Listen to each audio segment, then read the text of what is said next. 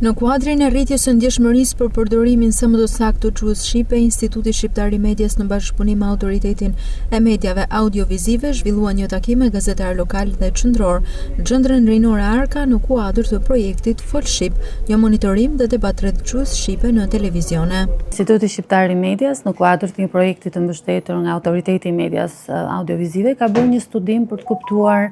le të themi situatën në lidhje me fjalët e huaja sot në gjuhën shqipe. Ekziston një mendim i përgjithshëm dhe është dhe një realitet që ne kemi ndikim shumë të madh sot nga fjalët e huaja, sidomos të gjuhës angleze.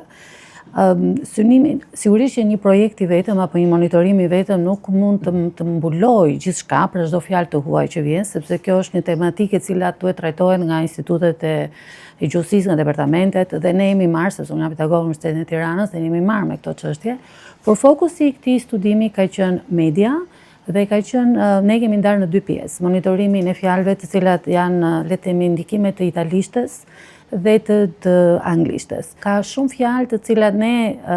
ndoshta i përdorim sot më shumë për shkak ndikimit të anglishtes, por kanë hyrë dhe më herët në gjuhën shqipe. Qëllimi i këtij takimi është përmirësimi i përdorimit të gjuhës shqipe në media në raportimet e gazetarëve. Rritja e ndjeshmërisë ndaj përdorimit sa më të saktë dhe të duhur të gjuhës shqipe në median audiovizive është një nga nismat më të rëndësishme që Autoriteti i Mediave Audiovizive ka ndërmarrë si një element mjaft i rëndësishëm në etikën e raportimit.